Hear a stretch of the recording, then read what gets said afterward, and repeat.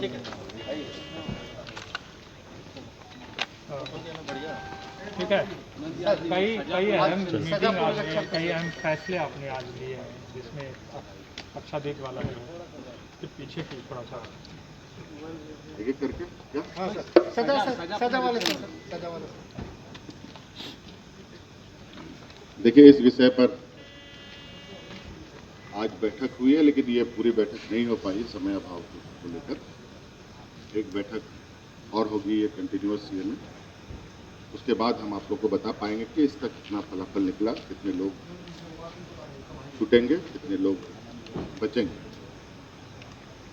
और ये नियमित रूप से करने का निर्णय लिया गया है जल्द, जो उसका एक शेड्यूल बना हुआ है, ताकि बेवजह जेलों के अंदर लोग ना रहें और उनको विधि सम्मत तरीके से रिहा किया जाए।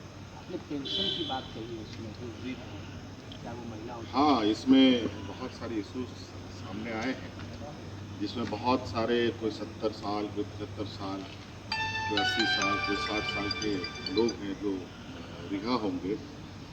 और जो सामाजिक ताना बाना ऐसा है, और गरीब, पिछड़ा, और सबसे अधिक इसमें जो देखने को मिल रहा है, जेलों में बंद लोग सबसे अधिक आज आदिवासी, दलित, पिछड़े लोग ही हैं, अल्पसंख्यक लोग ही हैं। और इनकी जो आर्थिक स्थिति होती है या घर की जो स्थिति होती है, काफ़ी दयनीय और काफ़ी मुश्किल भरा होता है। और इस उम्र में अगर वो जेल से निकलते हैं तो उनके जीवन यापन के लिए, स्वाभिमान से जीने के लिए उनको भी अधिकार है। ऐसा ना हो कि जेल से छूटने के बाद एक नए नर्क में चले जाए। इसलिए हमने ये सुनिश्चित किया है कि छूटने से पहले उन सभी जो लोग हैं, उनके परिवार की आर्थिक स्थिति और सामाजिक स्थिति की एक आकलन कर ली जाए। तत्पश्चात उनको सुविधा के साथ, अगर वृद्ध हैं तो निश्चित रूप से वो वृद्धा पेंशन के दायरे में आते हैं, और अगर गरीब हैं तो उनको राशन कार्ड भी उपलब्ध कराया जाए, ताकि कोई उनके साथ, अगर उनके परिवार में कोई नहीं है तो वो अपना जीवन सुगमता से काट सके। ये हमने पूरे पदाधिकारियों को इस विषय पे संज्ञान लेने को कहा है। और जो इसका असली व्याख्या है, उस व्याख्या के अनुरूप एक समय अवधि में लोगों के ऊपर निर्णय ले लेना आवश्यक है। और पदाधिकारी या सिस्टम की लापरवाही से वो बेवजह जेलों में ना रहें, ये भी सुनिश्चित। गोड्डा के एक मामले को लेकर भी आपने आज निर्देश दिए हैं, जिसमें ठीक मध्य प्रदेश की तरह की वो घटना थी, तो पुलिस ने जबरन जो है इस परिवार को खाली करवाया गया। पुलिसिंग को लेकर कुछ आप दे रहे हैं गाइडलाइन कि इस तरह की घटनाएं राज्य में ना हो? नहीं, बिल्कुल हम लोग इसके पक्ष में हैं। और जिस तरीके से वो बर्बरता देखी गई है, उसका हम घोर निंदा करते हैं। और यहाँ प्रयास होगा कि ऐसे किसी भी तरीके की घटनाओं को ना दोहराएं। खेल नीति पर भी आज चर्चा हुई और झारखंड में काफ़ी असीम संभावनाएं हैं, और हर दिन कोई खबर आती है कि जो पुराने खिलाड़ी हैं जिन्होंने झारखंड का नाम रोशन किया, वो खेला चलाते हैं। इस पर विभाग बहुत तेजी से काम कर रहा है और बहुत जल्द खेल नीति को लेकर आपके समक्ष आएंगे। खेल नीति पहले भी बनी है, जो प्रभावी रूप से नहीं रही है। शायद उसमें कई खामियां रही हैं, कई चिंतनें उसमें बाकी रही हैं।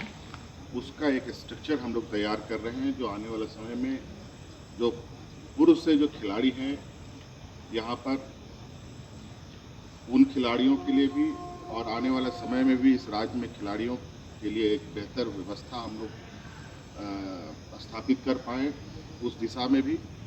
और जो इनफैक्ट वो बूढ़े बुजुर्ग हो चुके हैं उन खिलाड़ियों के प्रति भी पूरे सामूहिक रूप से एक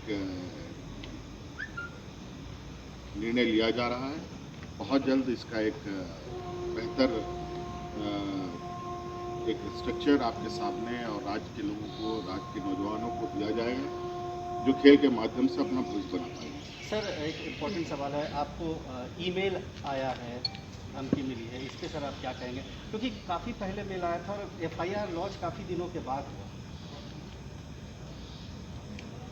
अब इस विषय पर मैं क्या कहूँ, अब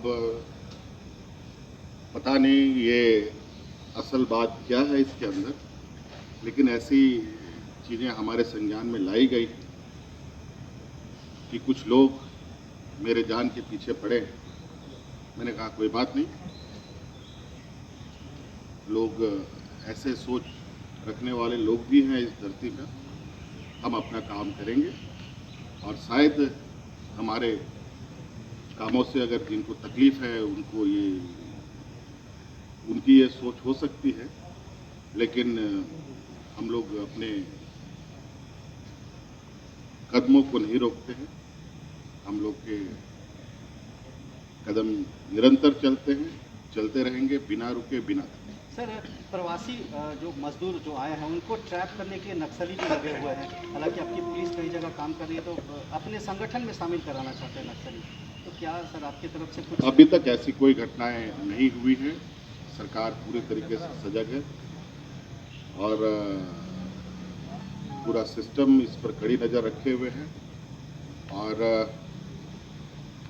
अभी एक निर्णय हम लोगों ने ये भी लिया है कि कोरोना कोविड को लेकर कि अब इस राज्य में जिस तरीके से पहले कुछ रिलैक्सेशन थे, जो बाहर से लोग आ रहे हैं 70, 71, 72 घंटे के बाद वापस चले जाएंगे, अब यहाँ नहीं होगा। अब यहाँ पर जो भी लोग बाहर से आएगा, किसी भी रास्ते से आएंगे, तो उनको क्वारंटाइन में रहना होगा। उसके बाद ही आगे की गतिविधियाँ होंगी, चाहे हवाई जहाज से आए, सड़क से आए या किसी और भी माध्यम से आए। हालांकि अभी इससे ये धीरे धीरे बंद हो रही है और अब इस विषय पर हम लोगों ने इस बार आज ये निर्णय लिया है कि अब क्वारंटाइन में लोगों को रहना होगा जो भी बाहर से आए। बाबूलाल मरांडी भी दिल्ली गए, अमित शाह से मिलने लौटेंगे तो उन्हें भी रहना पड़ेगा। अब बिल्कुल अब ये निर्णय लिया जा चुका है। सर राजस्थान की घटना पे आप किस